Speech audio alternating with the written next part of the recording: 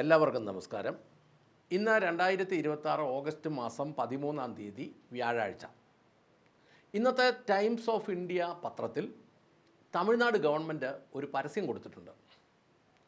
2026 May മാസം 10-ാം തീയതിയാണ് തമിഴ്നാടിൻ്റെ 22ാമത്തെ മുഖ്യമന്ത്രിയായി ശ്രീ ജോസഫ് വിജയ് സത്യപ്രതിജ്ഞ ചെയ്തത്. അധികാരമേറ്റ ശേഷം 100 ദിവസം കൊണ്ട് 1 ലക്ഷം കോടി രൂപയുടെ നിക്ഷേപം കൊണ്ടുവരാൻ ലക്ഷ്യം വെച്ച് പ്രയത്നിച്ചു തുടങ്ങി, അല്ലെങ്കിൽ ടാർഗറ്റ് ചെയ്ത് പ്രവർത്തനം തുടങ്ങി. മുഖ്യമന്ത്രി ശ്രീ ജോസഫ് വിജയുടെ നേതൃത്വത്തിലുള്ള തമിഴ്നാട് ഗവൺമെൻറ് പ്രവർത്തനം തുടങ്ങിയിട്ട് ഇന്നലെ വരെ 94 ദിവസം. 100 ദിവസത്തെ ലക്ഷ്യം 1 ലക്ഷം കോടി രൂപ നിക്ഷേപം കൊണ്ടുവരിക എന്നുള്ളതായിരുന്നു. പക്ഷേ 94 ദിവസം കൊണ്ട് ലക്ഷ്യത്തിലെത്തിയത് 104 MOUs എന്ന് പറഞ്ഞാൽ മെമ്മോറാണ്ടം ഓഫ് അണ്ടർസ്റ്റാൻഡിങ്, 104 പ്രസ്ഥാനങ്ങളുമായി 1,02,514 കോടിയുടെ എഗ്രിമെൻ്റ് വെച്ചു. അതുമൂലം തൊഴിൽ ലഭിക്കുന്നത് ഏതാണ്ട് 1,21,788 പേർക്ക്. അതുകൂടാതെ ITC ഗ്രാൻഡ് ചോള ചെന്നൈ ഹോട്ടലിൽ വെച്ച് ഇന്ന് നടക്കുന്ന പ്രോഗ്രാമിൽ 97 MOUസുമായി 67,452 കോടിയുടെ കരാർ ഇന്ന് ഒപ്പിടുന്നു. ഇതുമൂലം തൊഴിൽ ലഭിക്കുന്നത് 1,06,998 പേർക്ക്. അതായത് ലക്ഷ്യം വെച്ചത് 100 ദിവസം കൊണ്ട് 1 ലക്ഷം കോടി നിക്ഷേപ സമാഹരണം. അവർ പൂർത്തിയാക്കിയത് 95 ദിവസം കൊണ്ട് 1,69,966 കോടി രൂപയുടെ നിക്ഷേപവും അതുമൂലം ആകെ ലഭിക്കുന്ന തൊഴിൽ 2,28,786 ആളുകൾക്ക്. ഇതാണ് ഭരണം. അല്ലെങ്കിൽ ഇതിനെയല്ലേ ഭരണം എന്ന് വിളിക്കേണ്ടത്? കേരളത്തിലെ പത്രക്കാർ ഡാഷിൻ്റെ മക്കൾ അങ്ങനെ തന്നെ പറയണം. ഒരുത്തനും ഈ വാർത്ത വെളിവിട്ടിട്ടില്ല. അതെന്തുകൊണ്ടാണെന്ന് ചോദിച്ചാൽ ഇതൊക്കെയാണ് പത്രക്കാരുടെ രാഷ്ട്രീയം എന്ന് നമ്മൾ പറയേണ്ടത്. അമ്മാരുടെ രാഷ്ട്രീയം വെളിപ്പെടുത്തും. അമ്മാരുടെ കുറച്ച് ദിവസം കഴിയുമ്പോൾ ആ മൂലയിലെങ്ങാനും ഒരു ശകലമായിട്ട് കാണിക്കും. ഞാൻ വിശ്വസിക്കുകയാണ് മലയാളികൾ കൂട്ടത്തോടെ കേരളത്തിലെ പത്രങ്ങളും പരമ്പരാഗത ടെലിവിഷൻ ചാനലുകളും ഒക്കെ ബഹിഷ്കരിക്കേണ്ട കാലം കഴിഞ്ഞിരിക്കുന്നു. ഈ പണ്ടാരമൊക്കെ കയ്യിൽ നിന്ന് കാശ് കൊടുത്തും മാസം പൈസ അടച്ചും കാണുന്നത് എന്നത്തിനാണെന്ന് എനിക്ക് തന്നെ അറിയത്തില്ല. കുറച്ച് കൊലപാതകങ്ങൾ മാത്രം കാണാൻ വേണ്ടിയാണോ? കേരളത്തിലും തമിഴ്നാട്ടിലും ഇലക്ഷൻ നടന്നത് ഒരുമിച്ച്, റിസൾട്ട് വന്നതും ഒരുമിച്ച്. തമിഴ്നാട്ടിൽ ശ്രീ ജോസഫ് വിജയുടെ പാർട്ടിക്ക് കേവല ഭൂരിപക്ഷം ലഭിച്ചില്ല. എന്നിട്ടും ആദ്യം തമിഴ്നാട്ടിൽ ജോസഫ് വിജയുടെ നേതൃത്വത്തിൽ ഗവൺമെൻറ് രൂപീകരിച്ചു. 102 സീറ്റിൻ്റെ ഭൂരിപക്ഷത്തോടെ കേരളത്തിൽ UDF ജയിച്ചു. മുഖ്യമന്ത്രി സ്ഥാനത്തിന് വേണ്ടി അടിപിടി കുറേ ദിവസങ്ങൾ നടത്തി. കനത്ത പോരാട്ടത്തിന് ശേഷം ശ്രീ VD സതീശൻ മുഖ്യമന്ത്രിയായി കേരളത്തിൽ അധികാരത്തിൽ വന്നു. പുതിയ ഗവൺമെൻറ് ഉണ്ടാക്കി. കേരള ഗവൺമെൻറ്റിൻ്റെ 100 ദിവസത്തെ ടാർഗറ്റ് എന്താണ്? നിങ്ങൾക്ക് ആർക്കെങ്കിലും അറിയാമെങ്കിൽ കമൻറ്റ് ചെയ്യണം. 100 ദിവസം കൊണ്ട് 1 ലക്ഷം കോടി വേണ്ട, 100 ദിവസം കൊണ്ട് 1 ലക്ഷം രൂപയുടെ നിക്ഷേപം കൊണ്ടുവന്ന് ഒരാൾക്കെങ്കിലും തൊഴിൽ കൊടുക്കാനുള്ള MOUs മെമ്മോറാണ്ടം ഓഫ് അണ്ടർസ്റ്റാൻഡിങ് ഒപ്പിടാൻ കഴിഞ്ഞോ? എന്തെങ്കിലും വിധത്തിലുള്ള എടുത്തു പറയത്തക്ക വിധത്തിലുള്ള നടപടികൾ എടുത്തതായി നിങ്ങൾക്കറിയാമോ? സംസ്ഥാന ആഭ്യന്തര വകുപ്പ് മന്ത്രി ശ്രീ രമേശ് ചെന്നിത്തല മുൻകൈ എടുത്ത് നടപ്പാക്കിയ ഓപ്പറേഷൻ തൂഫാനും ഗുണ്ടകളെ ഒതുക്കാനുള്ള ഓപ്പറേഷൻ ഗ്രിപ്പും അല്ലാതെ പൊതുജനത്തിൻ്റെ കയ്യടി ലഭിക്കുന്ന എന്തെങ്കിലും പരിപാടികൾ ഈ ഗവൺമെൻറ് നടത്തിയിട്ടുണ്ടോ?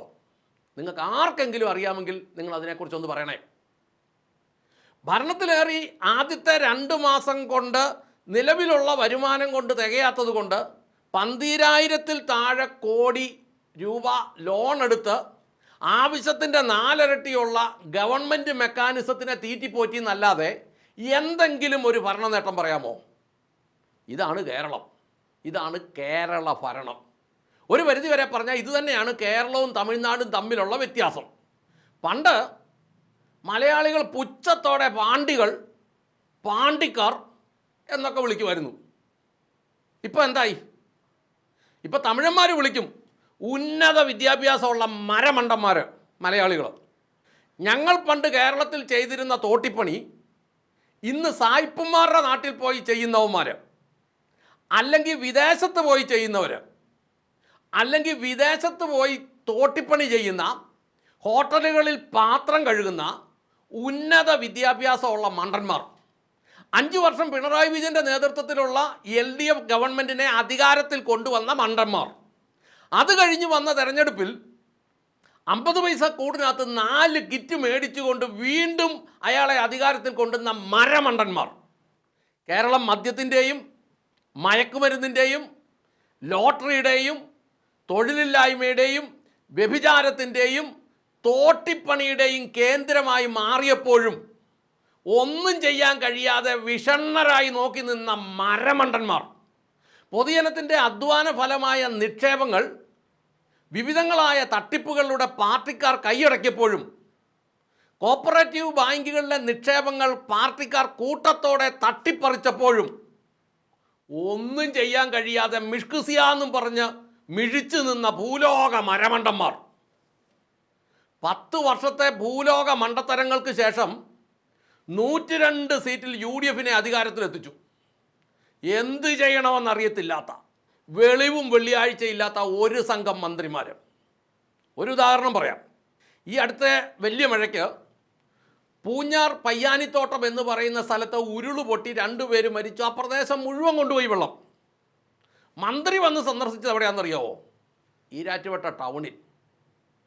ഞാൻ മനസ്സിലാക്കുന്നു, സാമാന്യ ബുദ്ധിയുള്ളവരെയൊക്കെ അല്ലേ മന്ത്രിയാക്കേണ്ടത്. ആരാളെന്നറിയാവോ? മഴ വന്നാൽ കുഴി വരും അങ്ങേരാ. സ്ഥലത്ത് വന്നു കഴിഞ്ഞപ്പോൾ ഈരാറ്റുപേട്ട വന്നതിന് നല്ലത്.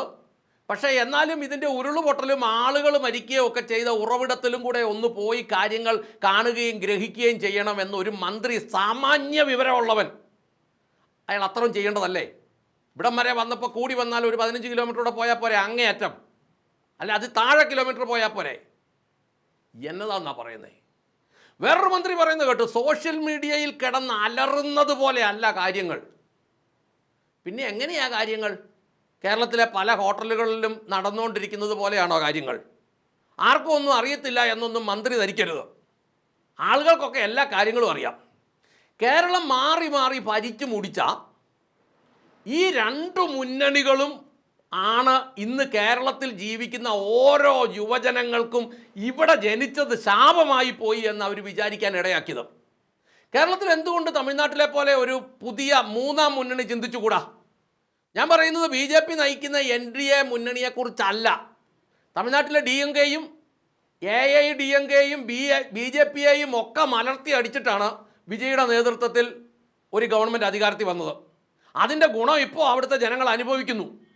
ഭരിച്ചും കട്ടും മുക്കിയും നക്കിയും പരിചയമുള്ള കേരള രാഷ്ട്രീയത്തിലെ ഭരണ പ്രതിപക്ഷ നേതാക്കന്മാർ അവരുടെ ഉദ്യോഗസ്ഥന്മാരോട് ചേർന്ന് സംസ്ഥാനത്തിൻ്റെ ഉള്ള വരുമാനം കൂടി വീതിച്ചെടുത്ത് തിന്നുന്നത് കാണാൻ മാത്രമാണല്ലോ മലയാളിക്ക് ഇപ്പോൾ വിധി എന്ന് ഓർത്തുകൊണ്ടും തമിഴ്നാട്ടിൽ വരുന്ന അത്ഭുതകരമായ സാമ്പത്തിക ഉയർച്ചയും ജോലി സാധ്യതകളെയും ദൂരെ നിന്ന് കണ്ടുകൊണ്ടും കേരളത്തിലെ ജനത്തിൻ്റെ അന്ധമായ രാഷ്ട്രീയ അടിമത്തം മാറാതെ എല്ലാ രാഷ്ട്രീയക്കാരും ഭരണ പ്രതിപക്ഷ വ്യത്യാസമില്ലാതെ 20 ലക്ഷത്തിൽ താഴെ വരുന്ന രാഷ്ട്രീയക്കാർക്കും ഉദ്യോഗസ്ഥന്മാർക്കും അവരുടെ പെൻഷൻകാർക്കും വേണ്ടി മാത്രമാണ് ജീവിക്കുന്നതെന്നും പ്രവർത്തിക്കുന്നതെന്നും മനസ്സിലാക്കി പ്രവർത്തിക്കാതെ ഒരു മലയാളിക്കും ഒരു ഗതി ഉണ്ടാകില്ല എന്നും, അങ്ങനെ ജനമെല്ലാം മനസ്സിലാക്കി പ്രവർത്തിച്ച് നമുക്കും തമിഴ്നാട്ടിലെ പോലെയുള്ള സാഹചര്യങ്ങൾ ഉണ്ടാകട്ടെ എന്നും അത് വളരെ പെട്ടെന്ന് ഉണ്ടാകട്ടെ എന്നും ആഗ്രഹിച്ചുകൊണ്ടും ചേർത്ത് പറയുകയാണ്, മുഖ്യമന്ത്രി ചിരിച്ചതുകൊണ്ടോ മതഗ്രന്ഥങ്ങൾ പ്രസംഗിച്ചതുകൊണ്ടോ മന്ത്രിമാർക്ക് സൗന്ദര്യം ഉള്ളതുകൊണ്ടോ ഒന്നും പൊതുജനത്തിന് യാതൊരു ഗുണവും ഉണ്ടാവില്ല എന്ന് ഓർമ്മിപ്പിച്ചുകൊണ്ടും തമിഴ്നാട്ടിൽ ഈ 100 ദിവസം കൊണ്ട് അവർ നേടിയെടുത്ത ആ വലിയ നിക്ഷേപവും അതിൻ്റെ പേരിൽ ലഭിക്കുന്ന തൊഴിൽ സാധ്യതകൾക്കും ഒക്കെ ആ ഗവൺമെൻറ്റിന് നന്ദി പറഞ്ഞുകൊണ്ടും നിർത്തട്ടെ. നന്ദി, നമസ്കാരം.